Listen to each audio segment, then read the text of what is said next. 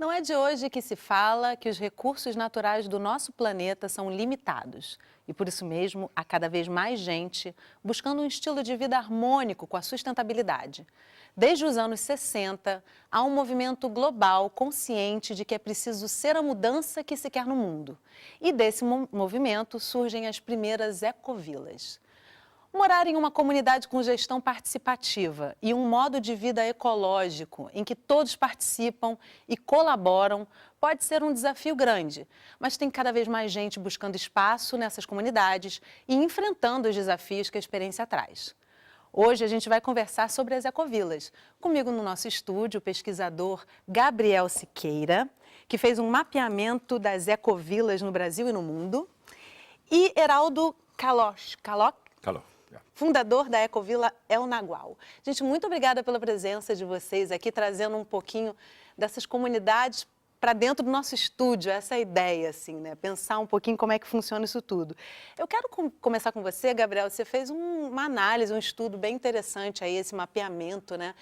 Como é que a gente está de ecovilas mundo afora e no Brasil? Eu fiquei instigado em fazer uma pesquisa sobre ecovilas justamente pela dificuldade em se encontrar informações a respeito desse movimento das comunidades de uma forma geral. E existe uma dificuldade bastante grande em estimar qual é o número de comunidades que a gente tem no mundo e no Brasil hoje, mesmo porque muitas dessas comunidades não se comunicam online, não colocam um site na internet com as suas informações e preferem ficar isoladas mesmo, então é bastante difícil a gente dizer com precisão. Mas estimativas da Rede Global de Ecovilas dizem que o número de comunidades no mundo hoje é cerca de 3 a 5 mil comunidades. Isso em todos os continentes, incluindo África, Ásia, Oceania, né, até esses lugares que a gente acha que não estão tão assim em sintonia com esse projeto, também tem muitas comunidades acontecendo.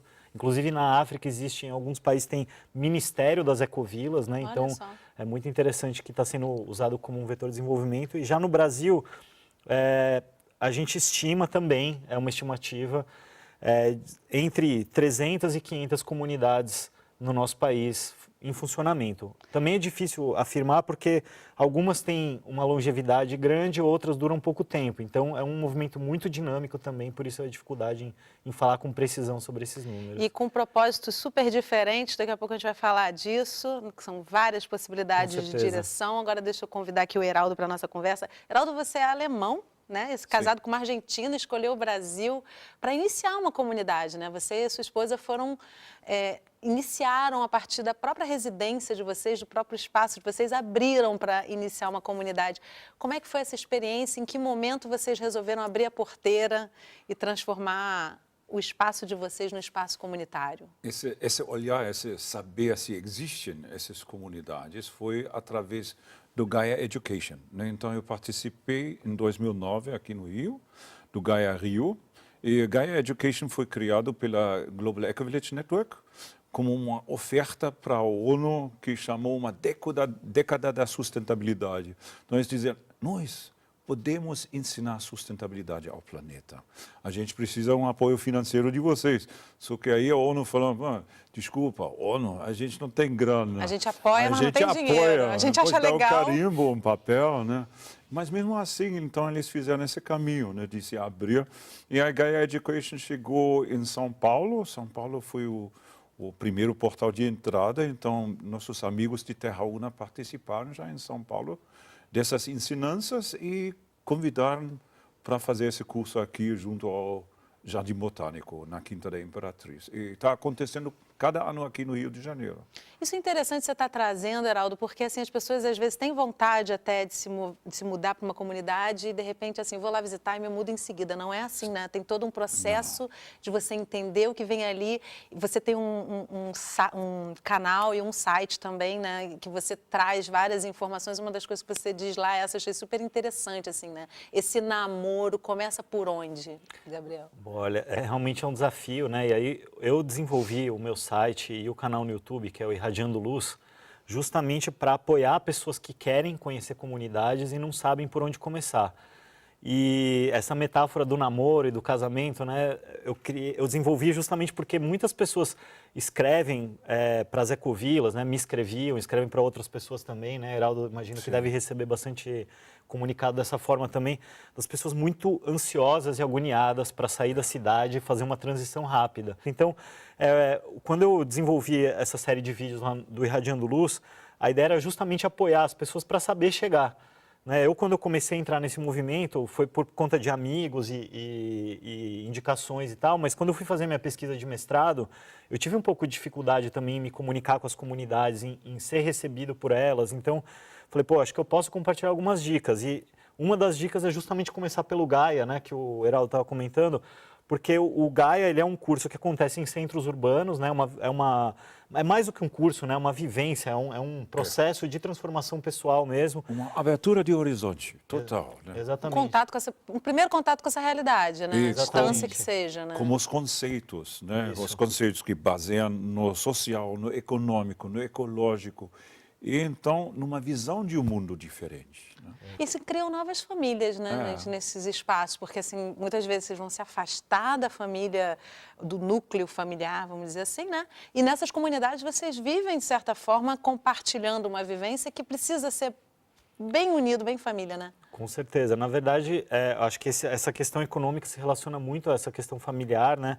De que a gente realmente cria clãs, né? E uma irmandade que se apoia, né? Então, não todas as comunidades, porque é um movimento muito amplo e muito diverso, mas muitas comunidades têm esse pressuposto de realmente criar uma conexão mais forte entre as pessoas e que a gente possa compartilhar aquilo que a gente tem e aquilo que a gente sabe fazer. Então, isso facilita muito nesse processo de transição. Mas é importante também a gente sair da ilusão de achar que se a gente rompe com esse sistema que a gente está vivendo aqui e vai para uma comunidade, uma ecovila, a gente está imediatamente livre do capitalismo ou dessas amarras. Né? Exatamente. Né? Então, assim, né, isso não vai fazer com que os problemas da vida desapareçam, né? Seja com a nossa família de sangue. Isso é um ponto super importante, né? Gabriel. E vou até te interromper, porque a gente precisa fazer um intervalo, mas eu acho que isso é um ponto ótimo. A gente voltar no próximo bloco falando de propósitos e de conflitos, né? Onde é que pega também, porque a gente também se tem essa ilusão, tipo, vou morar no mato e meus problemas vão estar todos acabados. Alguns vão atrás da gente, né? E alguns a gente cria novos lá, talvez.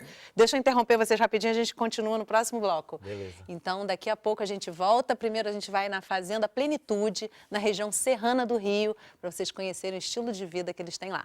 O intervalo é rapidinho, fica com a gente.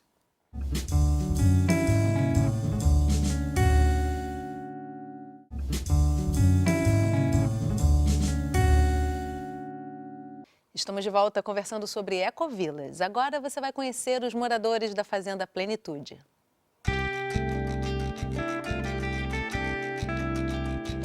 O Em Família foi até Vassouras, região serrana do Rio de Janeiro, conhecer a Fazenda Plenitude, uma das poucas ecovilas que existem no estado.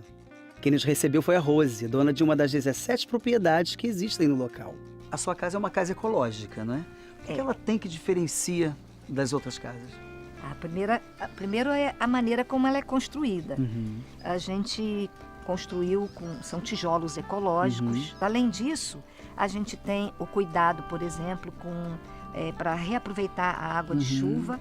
Então, a gente recolhe por essas calhas aqui, elas levam para aquele espaço que é o espaço, é a cisterna para água de chuva, que a gente utiliza para molhar as árvores, as frutíferas, para molhar as plantações. A gente tem essas placas solares, né?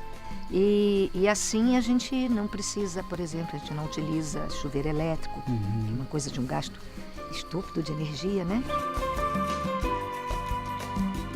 A nossa casa tem banheiros comuns, banheiros como todos, tem um vaso sanitário. A diferença é que os dejetos vão para um sistema especial, que é um sistema ecológico, que a gente usa, que eu quero te mostrar lá fora.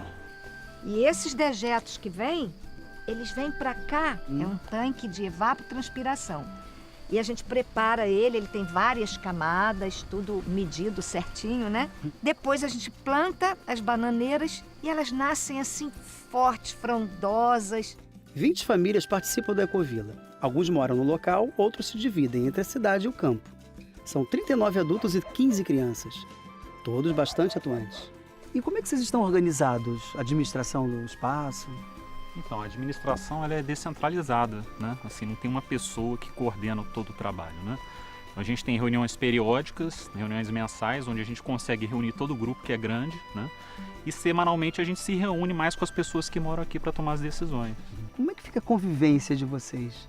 Então, conviver não é fácil, né? Todo mundo sabe que você conviver com outro ser humano é você lidar com as diferenças, né? Então, assim, as pessoas vêm para cá com o objetivo de se desenvolver, né? Desenvolver os seus potenciais, os seus talentos, né? Na realidade, assim, a gente valoriza os nossos conflitos. A gente não se afasta dos conflitos, né? Quando a gente não está se entendendo, a gente para por um minuto, respira e vamos tentar lidar com aquele assunto, né? E tentar crescer junto a partir dali. E como é que surgiu essa ideia aqui de vocês?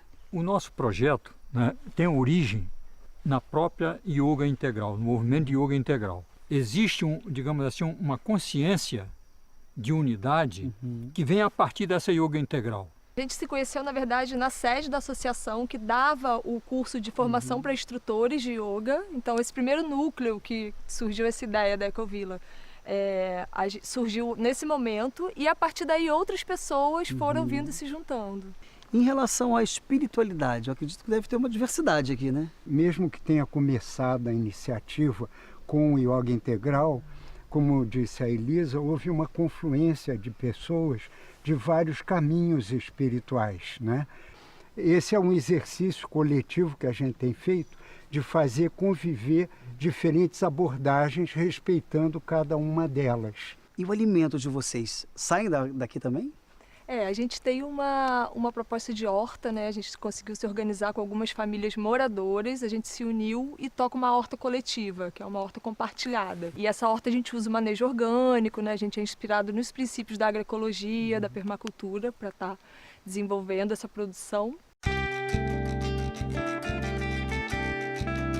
Vocês me falaram também a respeito de um fundo solidário, né? Do que se trata? Foi a carência de recursos de algumas famílias que fez com que nós criássemos um fundo com o dinheiro e a poupança que a gente vai fazendo, cada grupo, cada pessoa, para realizar a sua construção aqui na Ecovila e reduzam ao mínimo a necessidade de buscar empréstimo no sistema bancário comercial. E se eu quiser vir morar aqui, o que é que eu faço? Então, você quer vir morar aqui? Então, na verdade, as pessoas que chegam até nós, normalmente elas chegam a partir de alguma indicação de um amigo, né? A gente apresenta o projeto, quando a pessoa se sente afinizada, ela passa por um período de convivência com a gente, né? Passa também por uma entrevista, né? E são vários entrevistadores que conversam com a pessoa, porque na verdade a gente entra numa fase de enamoramento, né? Então a pessoa precisa chegar aqui e sentir, né, esse amor fluindo e a gente também sentir que esse amor está chegando e a gente poder receber a pessoa, né? Então é um processo, né? Algumas pessoas ficam, outras não ficam, né? Mas não há uma decisão assim, ó, você fica e você não fica. Normalmente isso não acontece porque as coisas fluem de uma maneira tão natural que essa seleção não acontece na realidade. Venha a paz e acabem as fronteiras, nós somos um. Eu tenho hoje mais tempo para os meus filhos, mais tempo para os meus amigos, mais tempo para mim. Tem um contato mais forte com a terra. Construção de uma outra humanidade, uma outra globalização. Um lugar de acolhimento, um lugar para você ser você mesmo. Saúde funcional. Aqui eu me sinto protegida, amparada. Um lugar que eu escolhi para ficar velhinho e viver o resto dos meus dias, com pessoas queridas que eu guardo no coração.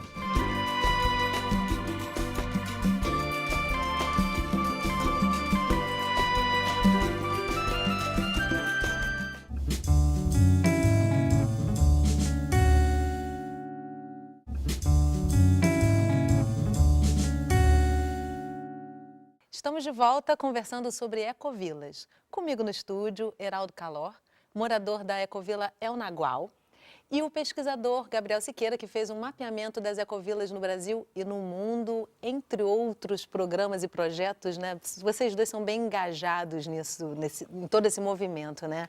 Aí eu queria trazer com vocês, como a gente prometeu no primeiro bloco, assim, propósitos e conflitos. Qual a importância, Gabriel, de se conhecer o propósito de uma ecovila para evitar conflitos futuros e até para você se encontrar ali, para dar esse match, vamos chamar assim, né? De quem está interessado com a ecovila escolhida. Então, no mundo das ecovilas, a gente chama esse propósito de cola, né? Porque justamente é o que vai manter unido o grupo. Né? Então, é importante ter esse propósito claro e alinhado para que o grupo tenha aonde recorrer, a ter uma visão comum mesmo quando os conflitos surgem. Né? Como a gente viu na matéria, quando a gente está com relações humanas, os conflitos são inevitáveis. Então, a cola, essa visão compartilhada, esse propósito da ecovila, ele nos ajuda a estar um pouco mais ligados uns aos outros para quando começarem a surgir esses conflitos, quando a gente tiver algum tipo de desentendimento, fica mais fácil a gente se lembrar de por que a gente está juntos.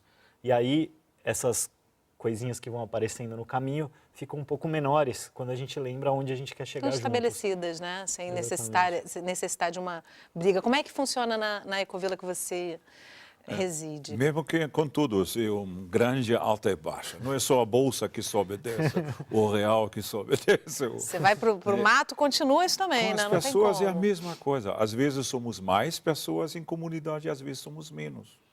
Né? Pessoas que ficam no ano ou dois e depois se desligam. Então já está bem claro aqui que quem está sonhando ir para uma ecovila para fugir, achar que não vai ter problema nenhum, sabe que vai levar as relações humanas e que lá acontecerão problemas também os sempre conflitos. existem, né? A coisa é como resolver os problemas. E também de dizer, essa experiência, de ter uma esperança de viver diferente, é um trabalho esperançoso em mim, de mudar o meu eu, e os outros também, de trabalhar o nosso eu diferenciado. E essa gestão horizontal, gente, como é que acontece assim? Você não ter uma hierarquia necessariamente, ou se tem uma hierarquia, como é que funciona? Então, todas as opções dão bastante trabalho e geram conflitos. A opção de estar numa estrutura mais hierárquica, numa cidade grande, pegando trânsito, ela vai trazer dificuldades e desafios, assim como escolher por estar numa relação mais horizontal, não viver no trânsito ou qualquer outro tipo de ruptura que a gente faça com o que está estabelecido, que a gente entende como sistema.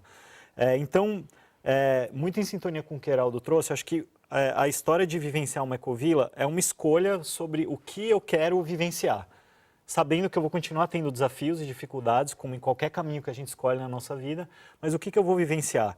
E aí, no caso da gestão colaborativa, uma gestão horizontal, é uma escolha que algumas das comunidades fazem, não são todas, e que vai depender muito, inclusive, do propósito dessa comunidade, né? Comunidades mais religiosas, por exemplo, tendem a ter uma hierarquia mais rígida.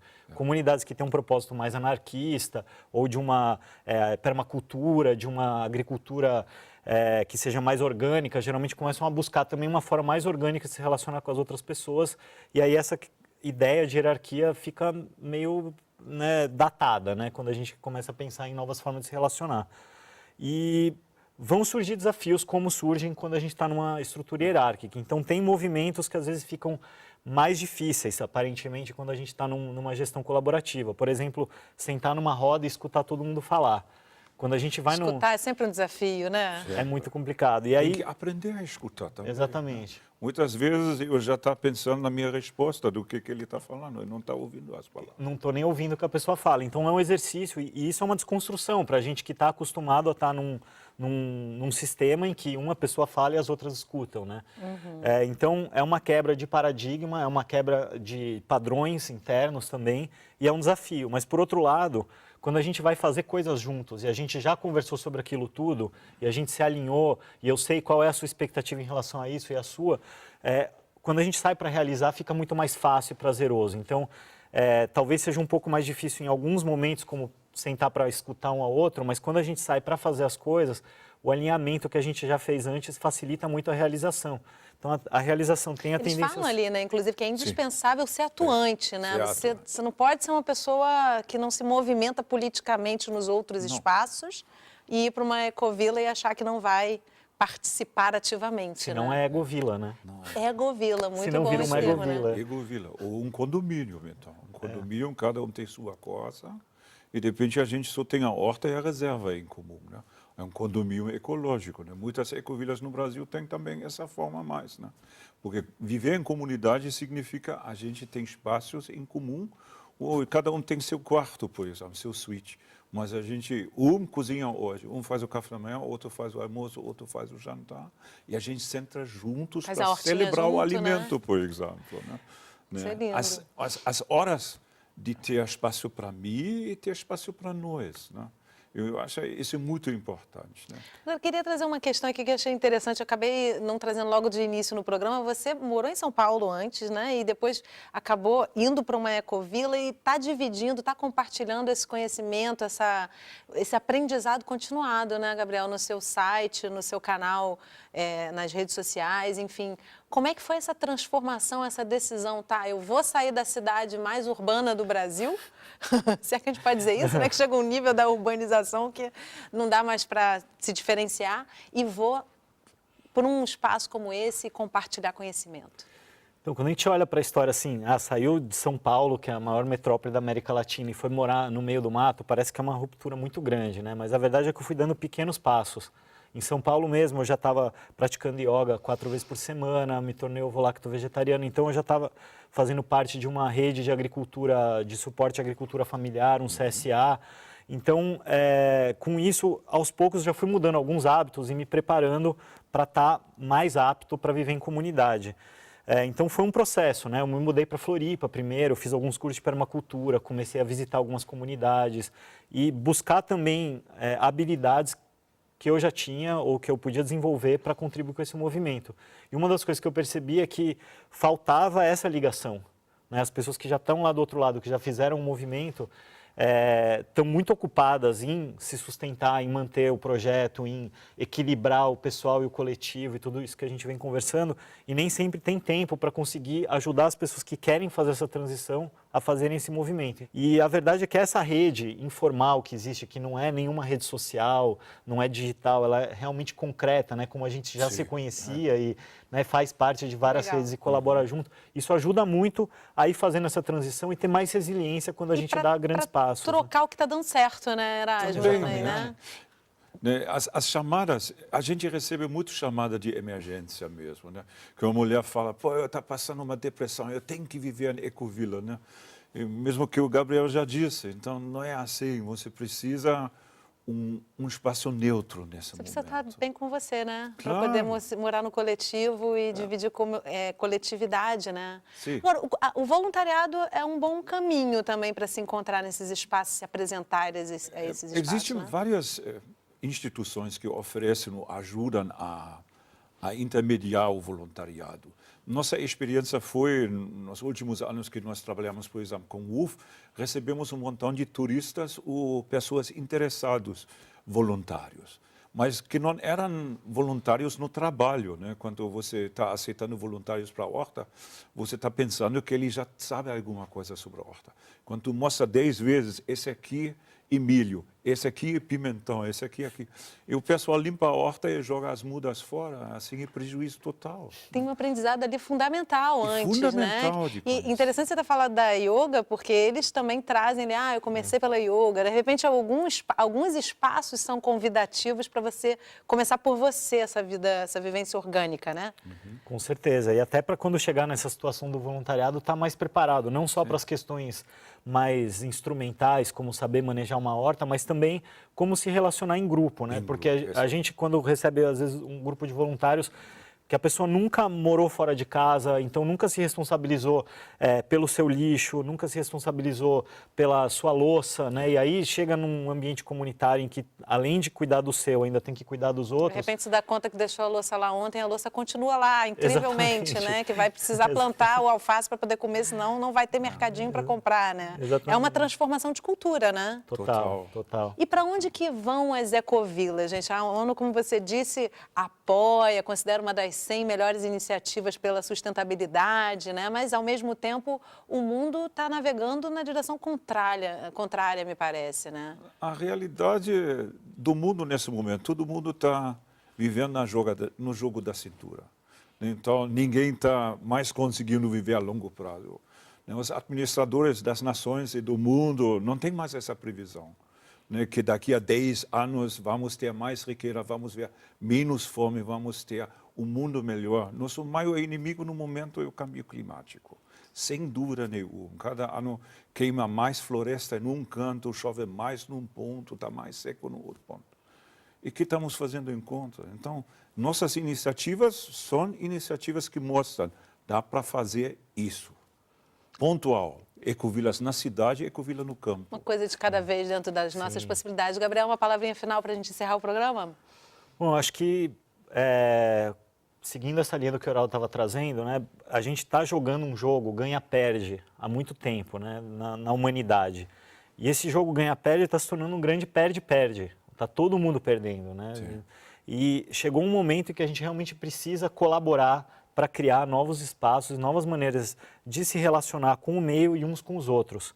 Isso vai mudar a economia, vai mudar o meio ambiente, vai mudar o planeta de uma forma geral. As ecovilas, elas são pequenas experiências, pequenos laboratórios, mas elas dependem fundamentalmente de uma mudança de cultura, uma mudança de consciência.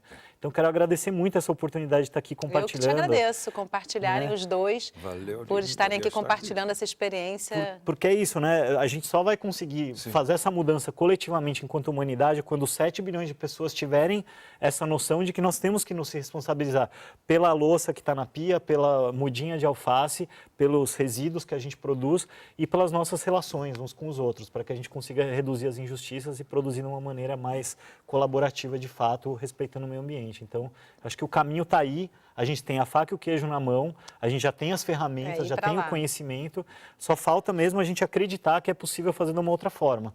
Então, acho que as ecovilas, elas são esse pontinho de luz que nos trazem essa esperança. Mas a verdade é que é possível e a gente pode fazer isso imediatamente. Vocês estão comprovando lá que isso é possível, né? Não é lá, é aqui, né? É aqui agora. Em qualquer Começa lugar. aqui, né? Exatamente. Somos faróis da esperança. Que o mundo melhor existe agora, aqui, já. Bom, vou encerrar o programa porque o nosso tempo é curto ainda, mas um dia vamos fazer um programa dentro de uma ecovila com toda essa sensação que é para a gente andar para frente mesmo e aproveitar o tempo, aproveitar a vida de uma forma mais orgânica, né, gente? Quero agradecer mesmo a presença de vocês aqui, uma troca maravilhosa de conhecimentos. Obrigada. Obrigado. E obrigada a você que acompanhou a nossa conversa de hoje pelo canal Saúde, internet ou um dos nossos canais parceiros. Esse programa já está disponível na nossa página no Facebook e pelo site do canal Saúde. Distribui ele para que todo mundo tenha conhecimento dessas informações. Eu espero você na nossa próxima conversa. Até lá!